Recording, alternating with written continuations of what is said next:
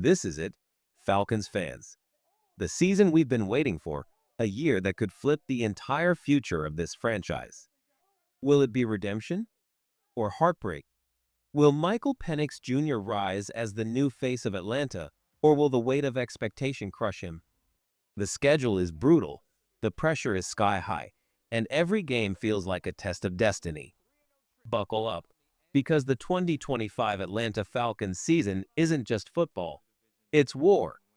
This season feels different. It feels like the moment Atlanta either breaks free of the past or sinks back into the shadows. A brand new era begins, led by Michael Penix Jr. taking over as the starting quarterback. Fans have been begging for a fresh start, and now it's finally here. But with that fresh start comes pressure, questions about leadership, consistency, and whether this team can finally deliver when the lights are brightest. The journey kicks off in the loud, electric energy of Mercedes-Benz Stadium. Week 1, Falcons vs. Buccaneers. The Bucs bring fire, but this is Penix Jr.'s night, his first real chance to prove he belongs. The game is tight, it's ugly at times, but Atlanta refuses to fold. Final whistle, Falcons 27, Bucs 24. Atlanta starts 1-0, the crowd shaking the stadium with belief. But the NFL humbles you fast.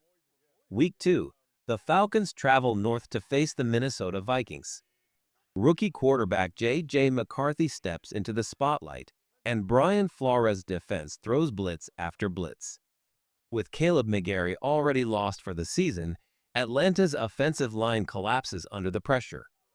Penix Jr. takes hit after hit. The offense sputters. Falcons fall 23-6, and suddenly all that excitement turns into questions. The record drops to 1-1, and the heat rises. The bounce back? Immediate. Week 3 brings the Carolina Panthers, a broken roster with no Adam Thielen and a defense full of holes. This is where Penix Jr. shows his arm, his poise, and his fire. The Falcons rip Carolina apart 28-7, cruising to a 2-1 record and silencing the early doubters. But the roller coaster keeps swinging. Week 4, Washington. Jaden Daniels is turning into a star, Deebo Samuel has been added to his arsenal, and that defense is suffocating. Atlanta fights, but Washington is just too strong. Falcons fall 31-20. The record evens to 2-2 heading into the bye, and the air is heavy with what-ifs. And it doesn't get easier. Week 6, the Buffalo Bills. Josh Allen. Stefon Diggs. A relentless, punishing defense. The Falcons' defense holds for as long as it can, but eventually, Buffalo's firepower breaks through. Atlanta goes down 34-21. Record? 2-3, and the grind of the season is only beginning. Falcons fans, this is where it gets real. Do you believe this team can handle the ups and downs and make a run? Rate your confidence right now.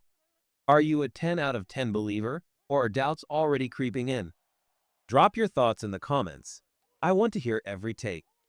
The Falcons' record sits at 2-3, and the buzz around the city shifts from excitement to concern.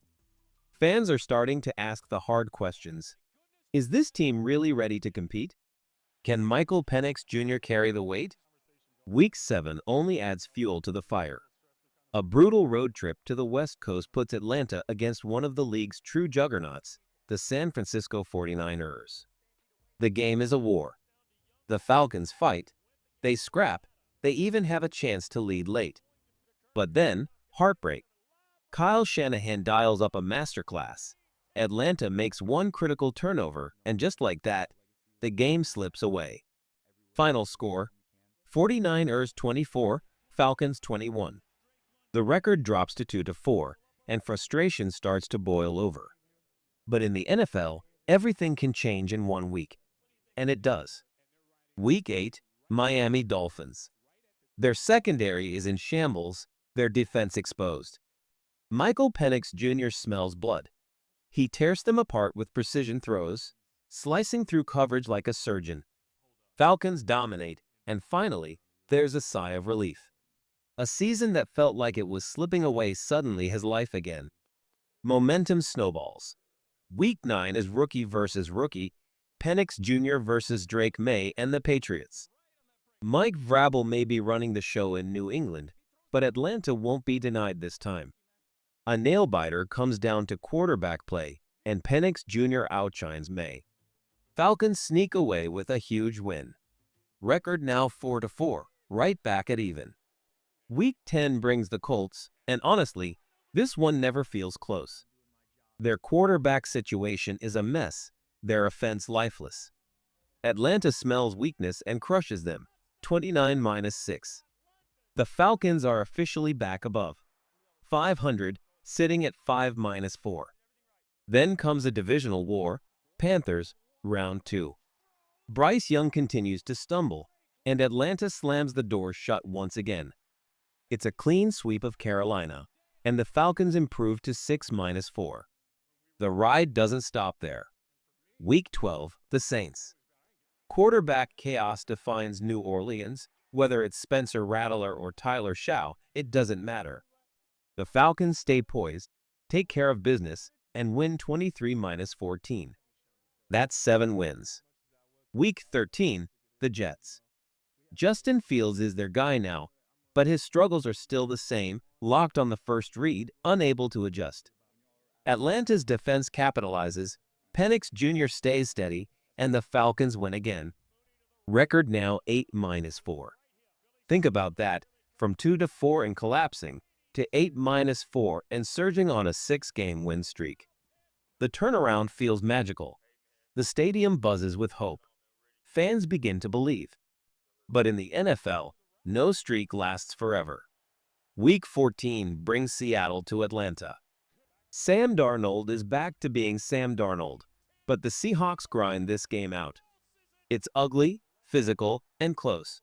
In the end, the Falcons fall short 23-20. It's a gut punch, snapping the streak.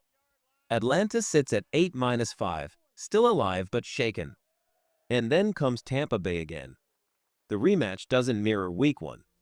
The Buccaneers' offensive firepower proves too much, and the Falcons lose 28-21. The record drops to 8-6, and now the pressure is suffocating.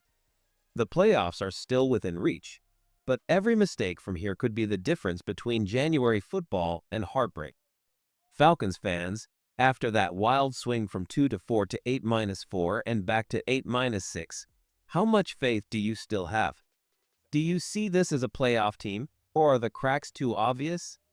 Drop your prediction in the comments. I want to know if you're still riding the wave or already bracing for collapse. The Falcons dig deep when they need it most, and they find that strength in the desert. Week 16, Arizona. The Cardinals are a mess, their locker room divided, their future with Kyler Murray in serious doubt. Atlanta, on the other hand, is locked in. They play sharp, they play together, and they walk out with a convincing win. Record now sits at 9-6 with 2 games left. The dream is alive. But here's the question, Falcons fans.